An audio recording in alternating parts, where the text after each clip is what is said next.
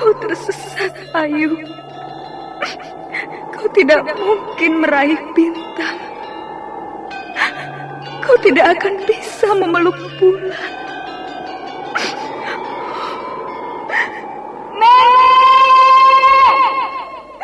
Nenek Raga Runting! Ayu! Ayu!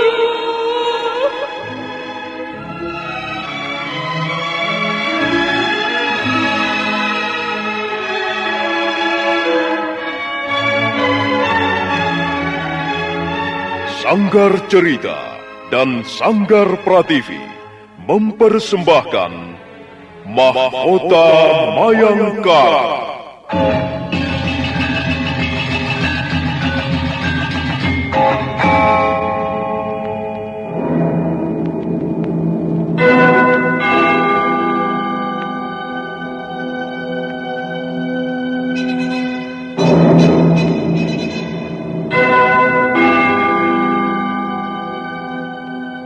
Cerita ini lanjutan dari Tutur Tinular. Kisah berlangsung pada zaman pemerintahan Prabu Jayanegara atau Kala Gemet, Raja Majapahit yang kedua.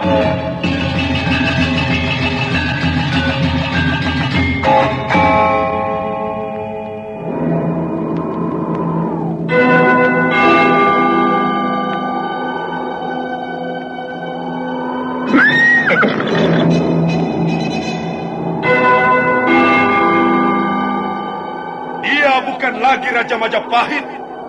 Akulah raja. Akulah yang berkuasa. Ayo, obrak-abrik desa Ganding. Tangkap Jayanegara. Tangkap Jayanegara.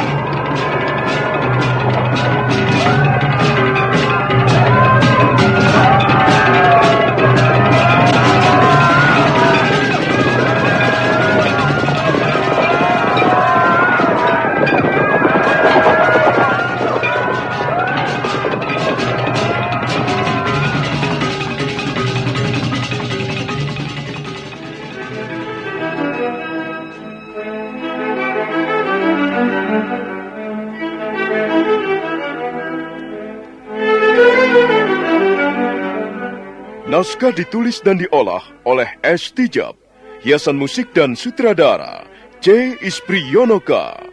Kali ini mengetengahkan episode kelima dengan judul Laki-laki Mengejar Mimpi.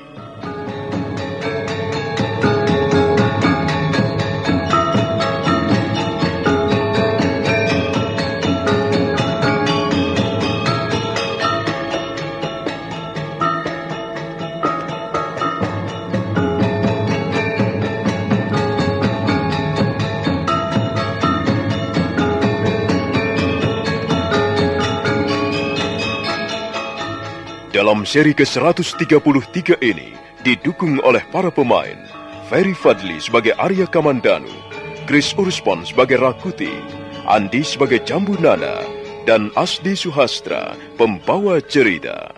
Selamat menikmati. Sandiwara Radio ini masih Anda dengarkan di channel YouTube Satria Collection. Jangan lupa tekan tombol like dan subscribe.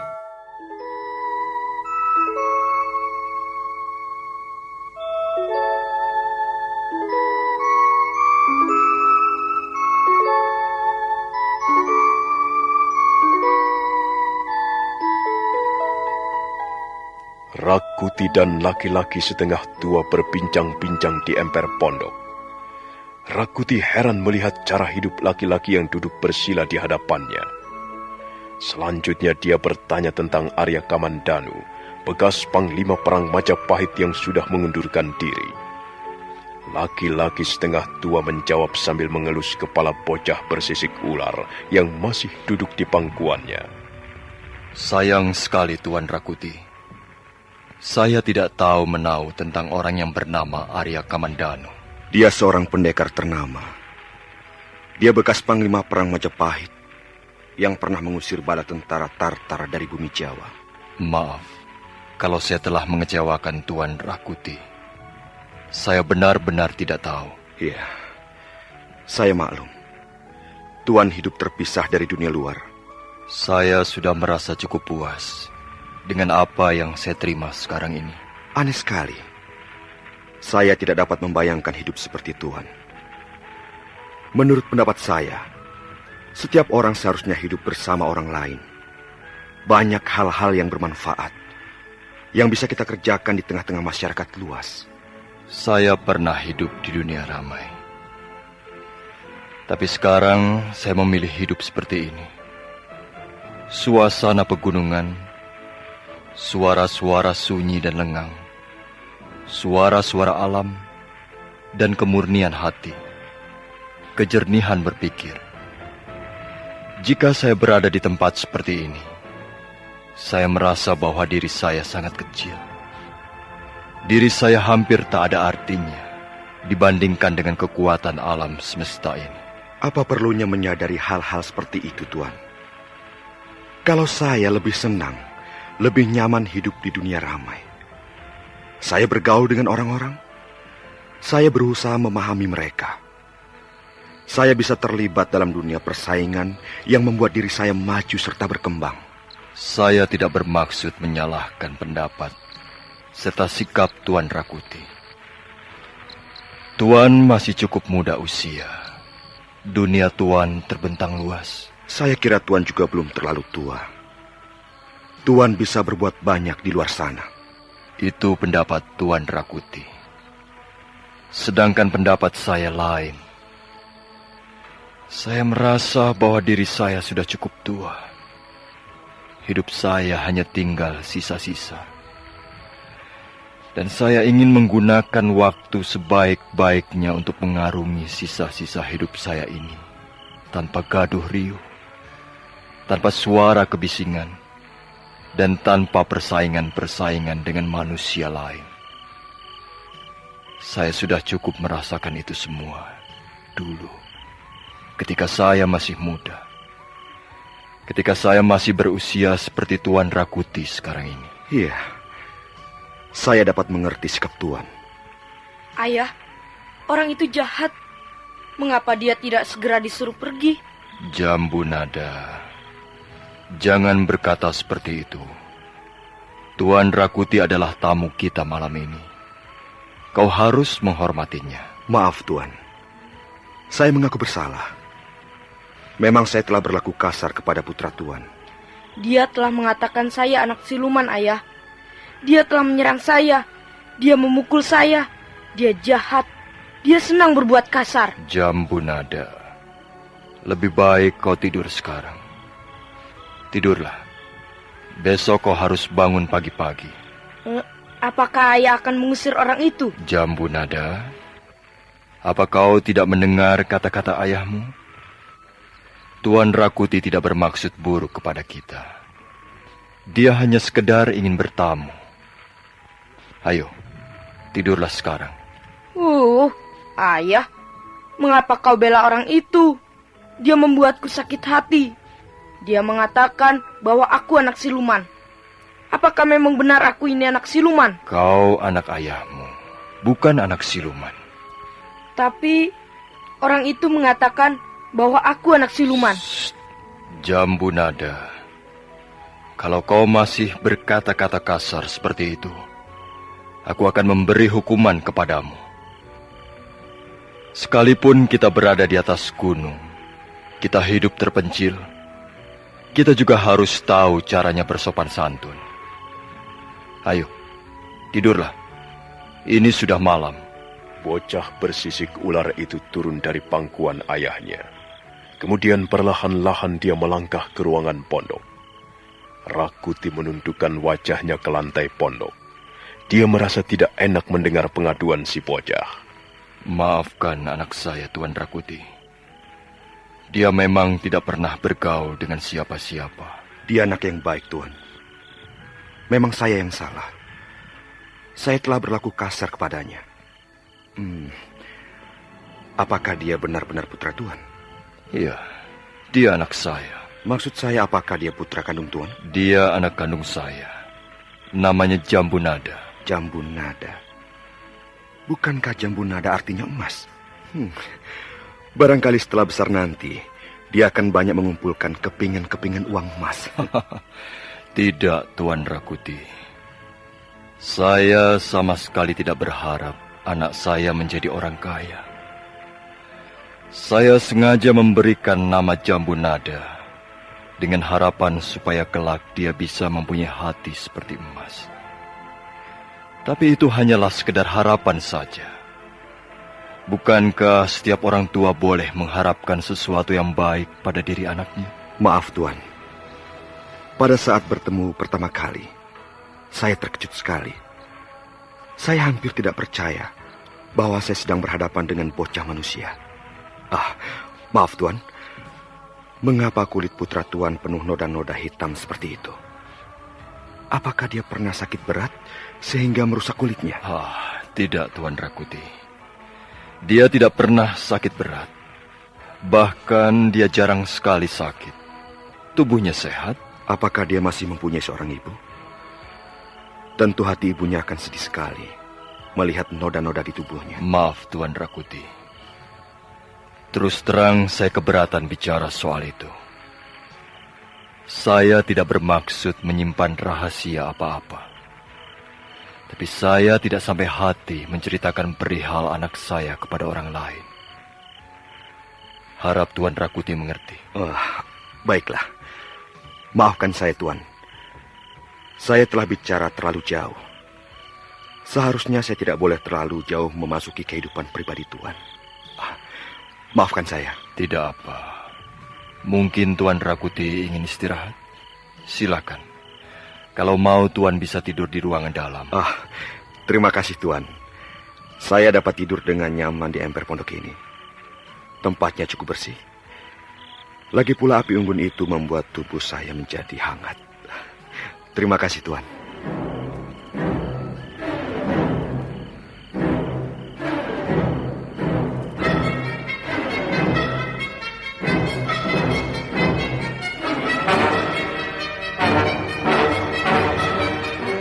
Sandiwara Radio ini masih Anda dengarkan di channel YouTube Satria Collection. Jangan lupa tekan tombol like dan subscribe. Rakuti segera memparingkan tubuhnya di emperan pondok. Dia tidak langsung tidur. Kepalanya sibuk memikirkan kehidupan laki-laki setengah tua yang aneh itu. Seorang bocah aneh dengan totol-totol hitam seperti sisik ular. Siapa sebenarnya laki-laki setengah tua ini? Dia mengaku tidak kenal sama sekali pendekar ternama, Arya Kamandanu. Tapi aku belum bisa percaya kata-katanya. Sepertinya dia merahasiakan sesuatu di depanku. Baiklah, aku harus bersabar. Aku harus mencari kesempatan untuk mengorek keterangan dari mulutnya. Rakuti terlelap sebentar. Angin dingin memukul-mukul dinding pondok, membelai rambutnya yang sedikit berombak. Tiba-tiba Rakuti terbangun, dan dia melihat laki-laki setengah tua masih duduk di dekat tiang pondok. Pandangan matanya mengawasi api unggun. Apakah Tuan merasa dingin? Tidurlah di ruangan dalam. Di sini banyak tempat. Tidak, Tuan. Terima kasih. Saya sudah terlelap sebentar. Dan sekarang saya menjadi lebih segar. Saya ingin meneruskan percakapan kita. Apakah Tuan bersedia? Apakah masih ada yang perlu dibicarakan, Tuan Rakuti? Sepertinya saya tidak mempunyai hal-hal yang menarik yang perlu dibicarakan. Maaf. Apa benar Tuan tidak kenal pendekar ternama yang bernama Arya Kamandanu? Rupanya Tuan masih memikirkan soal itu. Saya baru kenal namanya saja, Tuan. Orang-orang bercerita tentang kehebatan pendekar itu. Konon kabarnya, Arya Kamandanu mempunyai ilmu pedang yang dahsyat. Ilmu pedang naga puspa. Ya, mungkin juga. Biasanya memang begitu. Setiap pendekar pasti mempunyai ilmu andalan. Kalau misalnya ada kesempatan, saya ingin sekali bertemu dengan Arya Kamandanu. Saya benar-benar mengagumi keperkasaannya.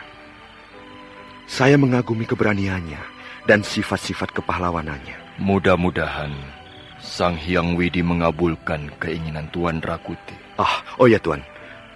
Pada saat saya mengejar-ngejar putra Tuan, pada saat saya berlari-lari naik di lereng bawah, saya menemukan sebuah gua.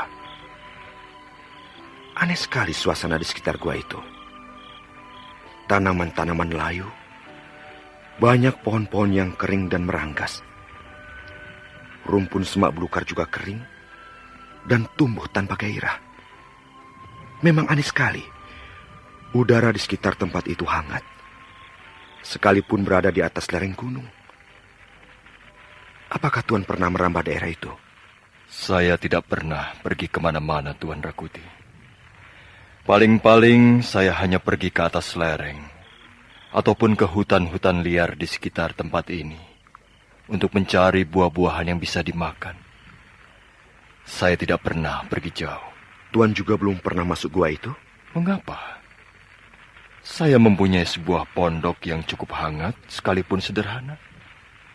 Saya tidak pernah memerlukan sebuah gua. Maksud saya, apakah Tuan pernah meneliti ruangan di dalam gua itu? Saya tidak mempunyai waktu yang cukup untuk itu, Tuan Rakuti. Di atas lereng ini banyak sekali gua. Di sebelah utara pondok saya ini juga ada sebuah ceruk tebing yang bentuknya menyerupai sebuah gua. Tapi saya tidak pernah memasuki gua-gua itu. Tak ada gunanya bagi saya. Kalau Tuan masuk ke ruangan gua yang saya maksudkan, Tuan akan mendapatkan sesuatu. Mendapatkan sesuatu? Iya. Apakah itu? Baiklah Tuan. Akan saya ceritakan apa yang telah saya temui di ruangan gua itu.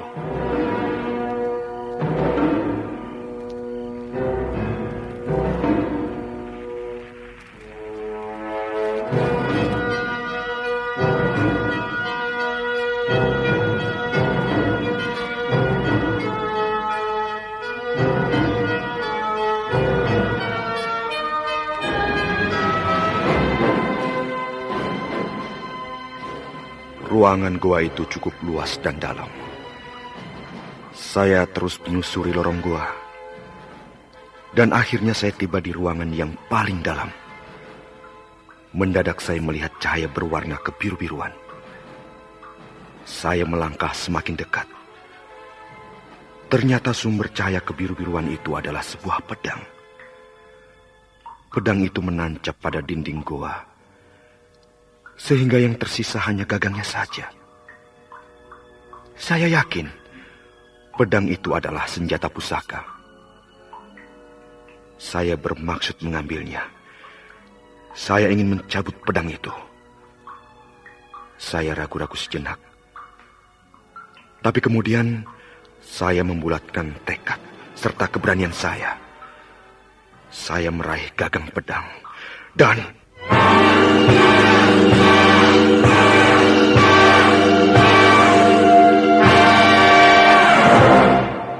Lalu apakah yang terjadi, Tuan Rakuti? Dapatkah Tuan mencabut pedang itu? Saya gagal, Tuan. Bahkan saya hampir saja mati konyol. Aneh sekali. Benar-benar suatu keajaiban. Gagang pedang itu seperti menghisap tenaga saya. Dan tiba-tiba cahaya biru perlahan-lahan berubah menjadi merah. Ruangan gua menjadi berwarna merah. Akhirnya saya memutuskan untuk membatalkan niat saya. Ya, dan saya melangkah keluar gua. Memang aneh sekali pengalaman Tuan. Jadi Tuan benar-benar belum pernah melihat ruangan gua itu?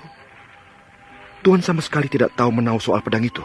Bukankah sudah saya katakan bahwa saya tidak pernah pergi kemana-mana? Semula saya kira Tuanlah pemilik pedang pusaka itu. Untuk apa saya memiliki sebuah pedang pusaka, Tuan Rakuti? Saya tinggal terpencil di atas lereng gunung.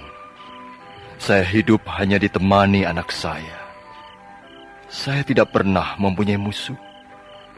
Untuk apa menyimpan senjata-senjata pusaka? Jadi menurut pendapat Tuan, senjata pusaka tidak ada gunanya? Senjata pusaka hanya akan berguna jika seseorang mempunyai banyak musuh. Jika seseorang merasa senantiasa terancam keselamatannya, menurut pendapat saya, senjata pusaka sangat penting artinya bagi seorang pendekar. Dengan senjata pusaka itu, seorang pendekar bisa memperoleh daya-daya kesaktian. Seperti saya ini misalnya. Saya membutuhkan senjata yang ampuh. Saya membutuhkan kekuatan yang dahsyat. Saya membutuhkan daya-daya kesaktian. Saya membutuhkan ajijaya kasantikan. mengapa Tuan Rakuti membutuhkan semua itu? Ada hubungannya dengan cita-cita saya, Tuan. Rupanya Tuan mempunyai cita-cita yang besar. Ya, saya mempunyai cita-cita yang sekarang masih tergantung di awan-awan. Apakah cita-cita Tuan, kalau boleh saya tahu? Sekarang ini, saya hanya hidup untuk cita-cita. Saya ingin menumpuk kekuatan yang besar. Dan dengan kekuatan itu, saya akan merebut kekuasaan Prabu Jayanegara. Saya ingin menjadi raja, Tuan. Raja Majapahit. Mengapa, Tuan? Tidak apa-apa, Tuan Rakuti. Setiap orang berhak menentukan cita-citanya sendiri. Tapi cita-cita menjadi raja bukanlah cita-cita seperti kebanyakan orang. Tuan harus bekerja keras. Tuan harus mampu bersaing dengan lawan-lawan Tuan. Dan barangkali Tuan harus mengorbankan segala-galanya demi cita-cita itu. Saya sudah siap melakukan apa saja untuk merebut benteng kota Raja Majapahit dan merampas tahta. Itu pekerjaan yang sangat berat. Apakah Tuan Rakuti menyadarinya? Itulah sebabnya saya jauh-jauh meninggalkan desa kelahiran saya, Tuan. Berhari-hari lamanya saya duduk merenung. Kepala saya penuh pemikiran-pemikiran tentang bagaimana cara memperoleh kekuasaan. Saya benar-benar tercekam oleh cita-cita saya. Banyak orang-orang, teman-teman, menganggap cita-cita saya merupakan impian-impian kosong. Mereka mentertawakan saya. Bahkan ada yang mencemooh saya dengan mengatakan bahwa saya seperti seekor pungguk merindukan bulan. Ada satu hal yang ingin saya ketahui, Tuan Rakuti. Apa senangnya duduk di atas singgasana? Apa enaknya menjadi raja? Menurut pendapat saya, kebahagiaan bukan di situ tempatnya. Saya berpendapat lain, Tuan. Tahta adalah segala-galanya. Dengan menggenggam kekuatan paling besar, saya dapat memperoleh apa saja yang saya inginkan. Itulah keyakinan saya.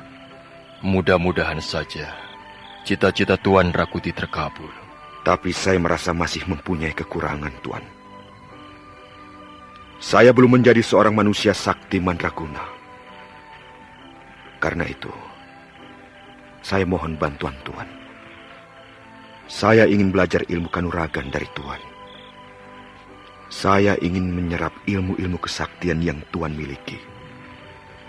Saya sangat membutuhkannya. Angkatlah saya menjadi murid Tuan. Gemblenglah diri saya ini. Tempalah diri saya, sehingga menjadi manusia berotot kawat, bertulang besi, dan berkulit tembaga. Saya sanggup mengerjakan apa saja yang Tuan perintahkan. Bagaimana Tuan? Tuan bersedia menjadi guru saya?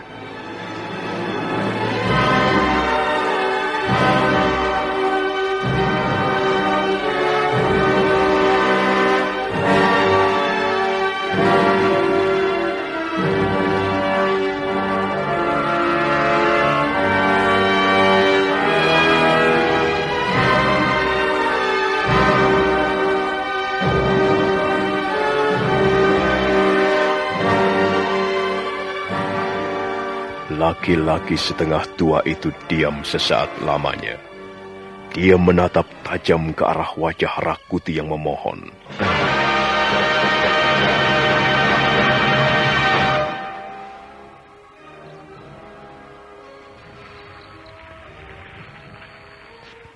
Rakuti berkata-kata dengan semangat tinggi. Laki-laki setengah tua itu tidak segera menjawab pertanyaannya.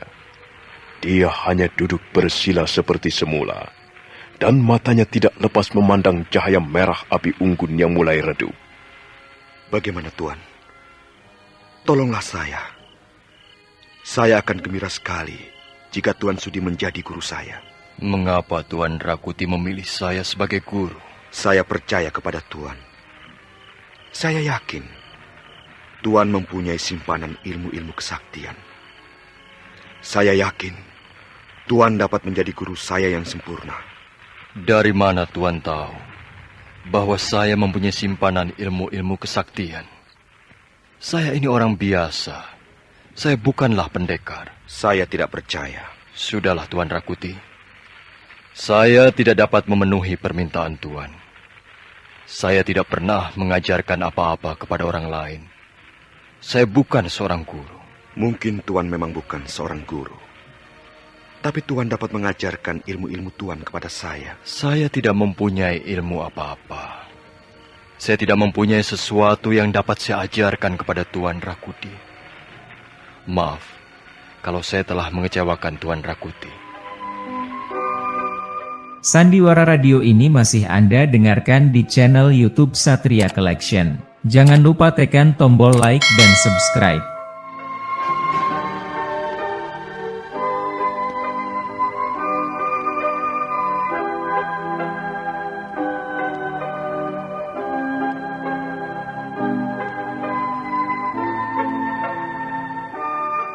Rakuti kecewa. Dia tersenyum pahit. Dia merasa keinginannya dicampakkan begitu saja. Laki-laki setengah tua berdiri dan melangkah ke halaman pondok. Tangannya meraih potongan-potongan kayu kering dan menumpukannya di atas api unggun. Api kembali menjadi besar. Tiba-tiba Rakuti ingin mencobai kemampuan laki-laki yang sekarang masih berdiri tegak di halaman pondok. Diam-diam dia menggenggam tombak Padmayoni. Kemudian perlahan-lahan bangkit. Laki-laki setengah tua nampak tidak menyadari datangnya bahaya. Dia tetap berdiri dengan tenang. Matanya menatap api unggun yang semakin besar.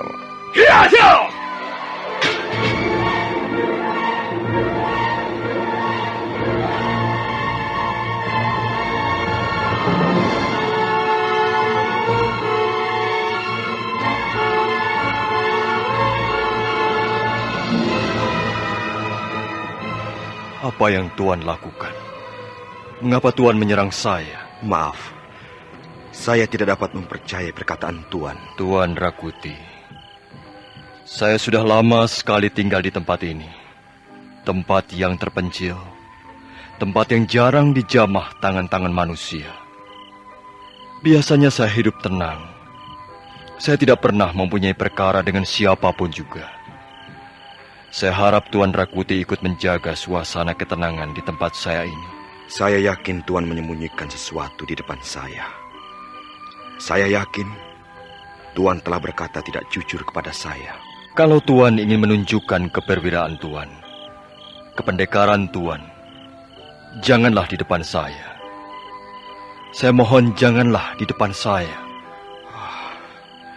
Tuan harus membuktikan di depan saya bahwa Tuan bukanlah seorang pendekar. Terus terang, saya ingin mencobai Tuan. Saya sudah lama sekali tidak berhubungan dengan kekerasan. Maaf, saya terpaksa menyerang Tuan. Kalau memang Tuan tidak mampu menahan gempuran-gempuran saya ini, barulah saya percaya bahwa Tuan bukanlah seorang pendekar. Kemudian saya akan segera pergi meninggalkan tempat ini. Bersiaplah Tuan.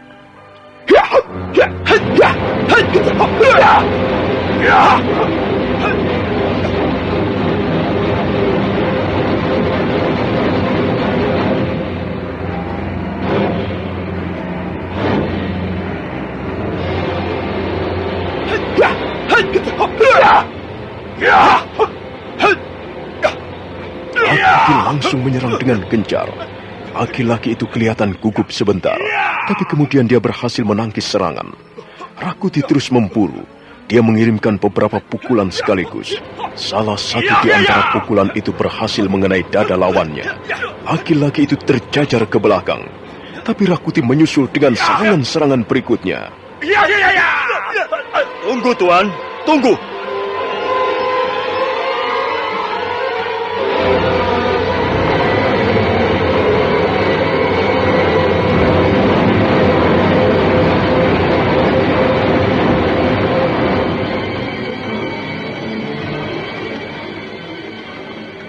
Tunggu. Tuan Rakuti tidak bermaksud membunuh saya, bukan? Tuan jangan terlalu merendah. Saya tahu, Tuan belum mengerahkan seluruh kemampuan Tuan. Saya kira pertarungan ini tidak perlu diselesaikan. Saya menyerah. Saya mengaku kalah. Tidak. Tuan tidak bisa mengelabui saya. Tuan tidak bersungguh-sungguh melayani serangan saya. Telah beberapa kali Tuan berhasil menyarangkan pukulan Tuan ke tubuh saya. Maafkan saya, Tuan. Saya tidak dapat melayani Tuan lebih lama lagi. Dulu saya memang pernah belajar ilmu kanuragan sedikit. Tapi sudah lama sekali saya tidak menggunakannya. Tuan Rakuti jauh lebih unggul daripada saya. Tuan dapat dengan mudah merobohkan saya. Saya tidak percaya. Sekarang lihat. Tuan harus bertarung dengan sungguh-sungguh. Sebab jika tidak, akibatnya akan sangat parah.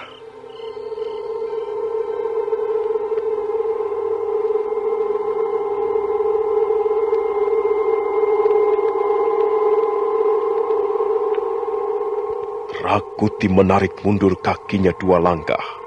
Selanjutnya dia menggosok-gosokkan telapak kakinya ke tanah. Kemudian menggosok-gosokkan telapak tangannya. Sesaat lagi, dia mulai mengucapkan mantra di dalam hati. Siro ratuning geni. Siro angwasani lakuning geni. Jagat tiro jagat geni. Langit tiro langit geni.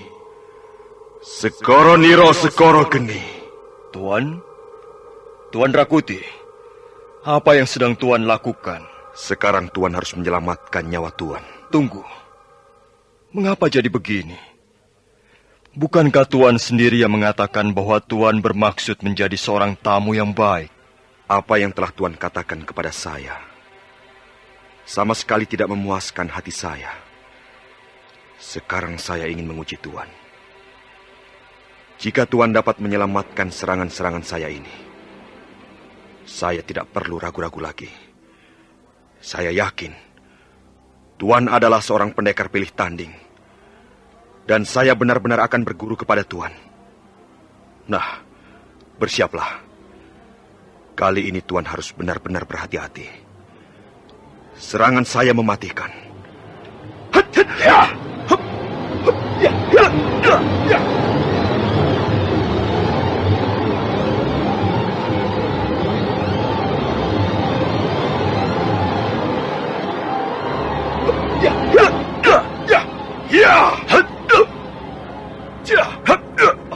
Rakuti menyerang dengan garang.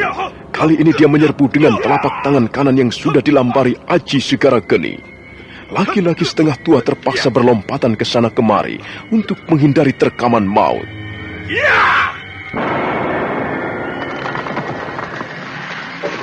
Tunggu, Tuan. Tunggu dulu. Jangan menyerang lagi. Ternyata Tuan telah berbohong kepada saya. Tuan dapat menghindarkan serangan saya dengan baik sekali. Sekarang terimalah serangan saya berikutnya. Kembali pertarungan berlangsung dengan sengit. Rakuti terus menggempur pertahanan lawannya, mendobrak dengan Aji Segara Geni. Tapi ternyata usahanya selalu gagal. Laki-laki setengah tua itu dapat menangkis ataupun menepiskan serangan dengan manis. Rakuti menjadi penasaran. Akhirnya dia menyerang dengan lebih garang. Rakuti terkejut. Kali ini musuhnya dapat bergerak dengan sangat cepat, secepat kitiran, secepat angin. Rakuti merasa sedang berkelahi melawan bayangan. Beberapa kali pukulan Aji Segara Geninya menerpa ruangan kosong. 40 jurus segera berlalu. Rakuti nampak kepayahan dan akhirnya dia jatuh berlutut.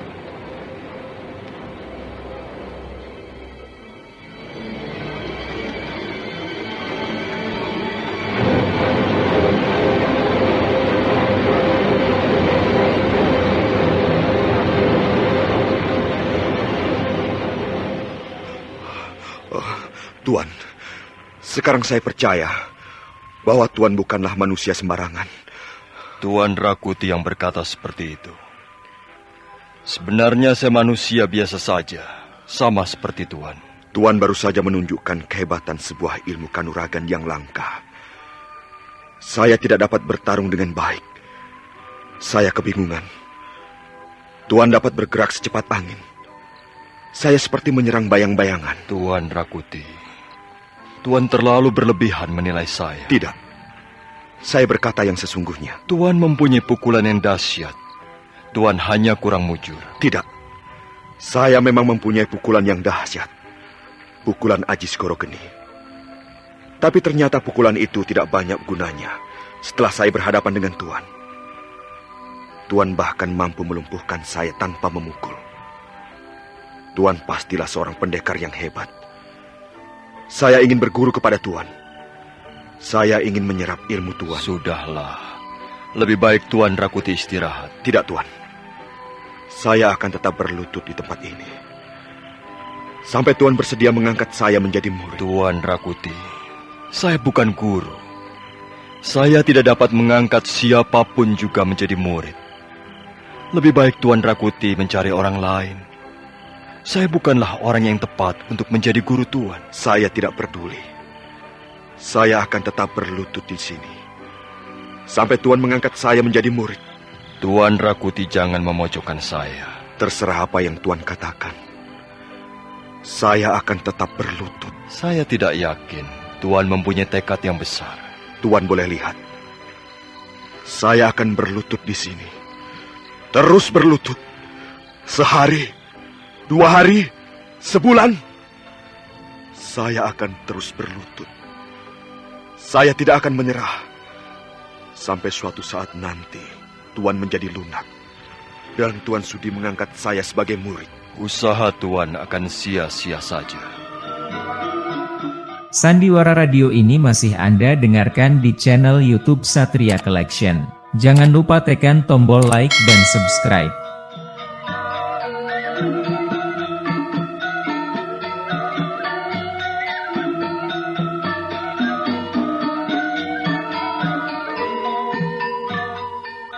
Rakuti terus berlutut di halaman pondok, sementara laki-laki tua melangkah ke dalam pondok.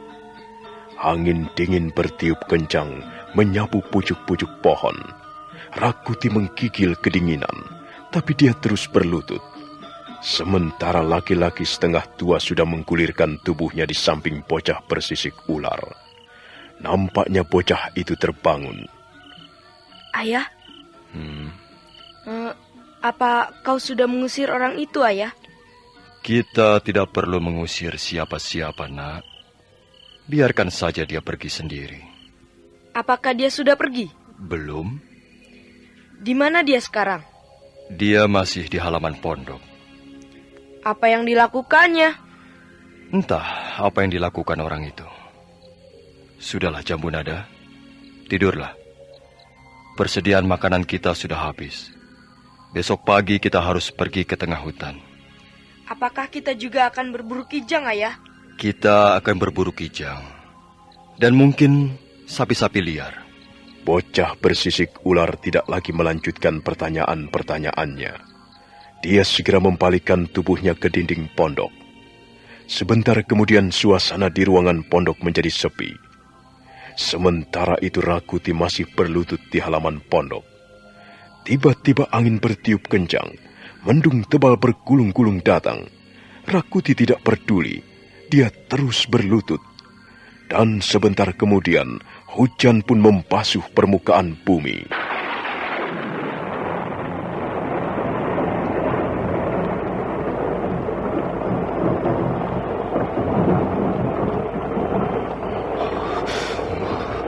Kurang ajar. Apakah orang itu benar-benar tidak mau menjadi guruku?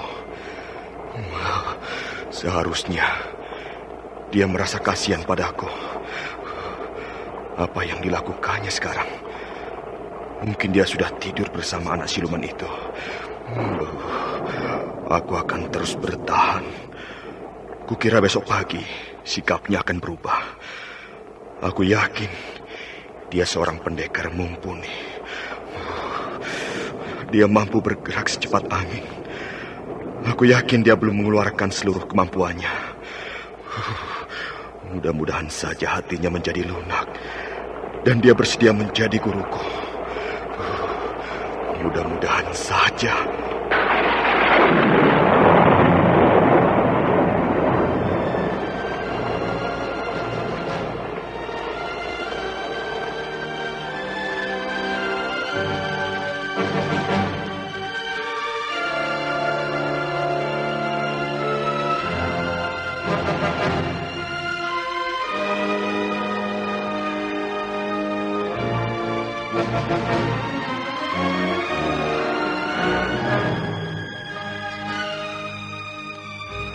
Pagi datang dengan tenang dan damai.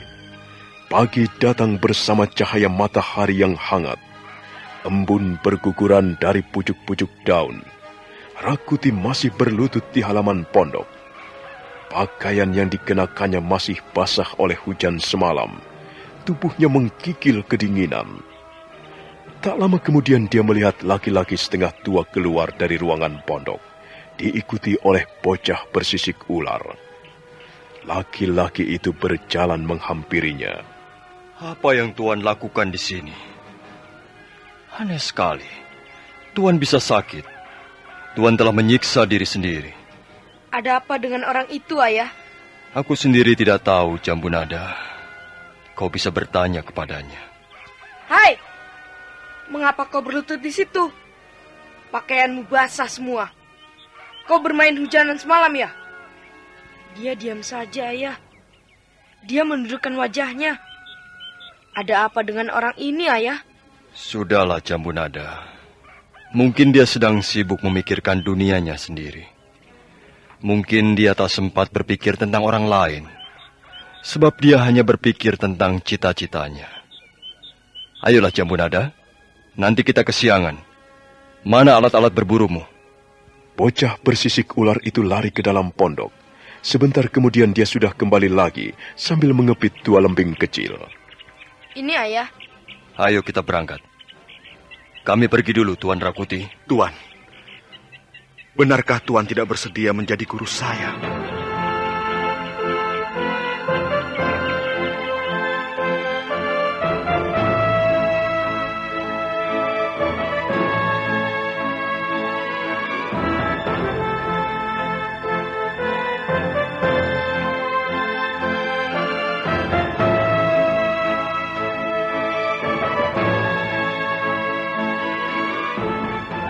Laki-laki setengah tua itu tidak menjawab. Dia langsung pergi diikuti bocah bersisik ular. Mereka berjalan menyusuri jalan setapak di depan pondok, dan tubuh mereka segera lenyap di sudut lereng. Rakuti merasa sangat tersinggung. Dia benar-benar telah disepelekan. Nah, bagaimanakah kisah selanjutnya? Saudara pendengar, silakan menunggu seri berikutnya. Sampai jumpa.